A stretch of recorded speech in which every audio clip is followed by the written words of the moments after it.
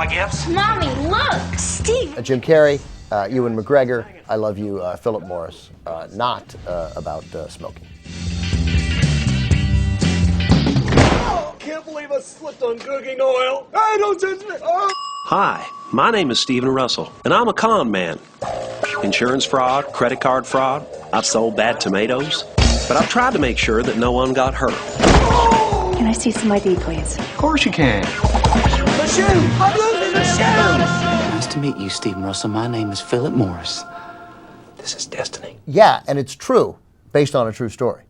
It is, and the real guy is now in prison for what, like 150 Life. years? Life. Like No, that, he's in whatever. life. He broke out so many times and so embarrassed the state of Texas. While George Bush was governor. While George Bush was governor. They threw the book at him. Yeah. Pretty much. This was a genuine love story that I thought certainly resonated. I believed these guys were in love, unlike everyone in Country Strong. It seemed to be a totally genuine relationship. I take it you didn't totally buy the love affair? They're really cute together. And I love the fact that this is a gay romance and there's nothing mawkish about it. It's very funny. And it's the guys who wrote Bad Santa, wrote and directed this. This is the first movie they ever directed. And it's a little off here and there for me tone-wise, but I like them together. They're so cute together, and this is a really great use of everything that Jim Carrey does well. It's like the physicality that he made his name on, but also some of the actual dramatic ability he's shown in films like Truman Show. Yeah, I totally bought it. I didn't have any problem in tone. I thought there was great sort of flow to it. I thought when it was funny in the right ways, and I thought then when it was dramatic in the right ways. I really liked it. I liked it sort of from start to. I thought the performances were really good. It got a huge boost whenever there was a scene with Leslie Mann, as every movie that has a scene with Leslie Mann gets. We'll take a one shot at Christy. I don't know. I get Leslie Mann sometimes. Yeah.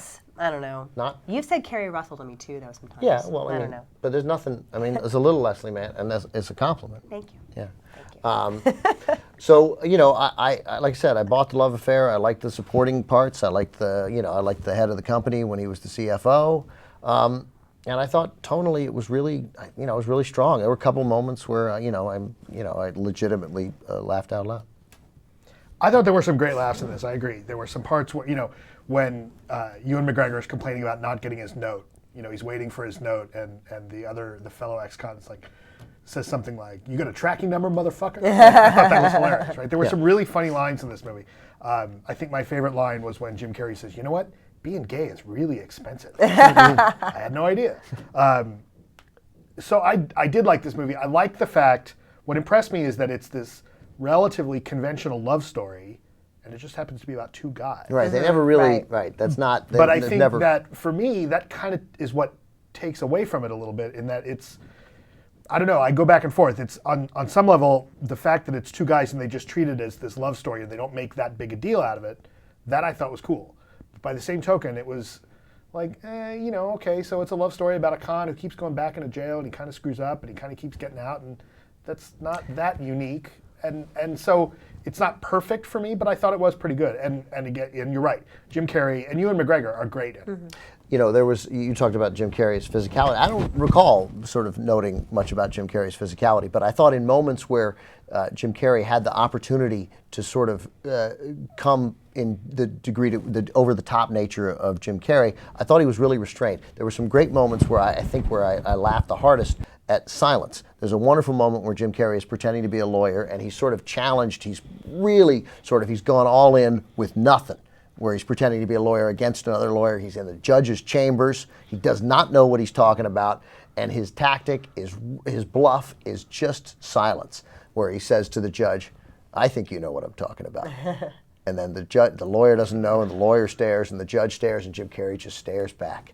And there's that great silence, and so few movies, so few directors are comfortable enough with long moments of silence. Your Honor, his client is in breach of contract. Mr. Russell, what do you have to say?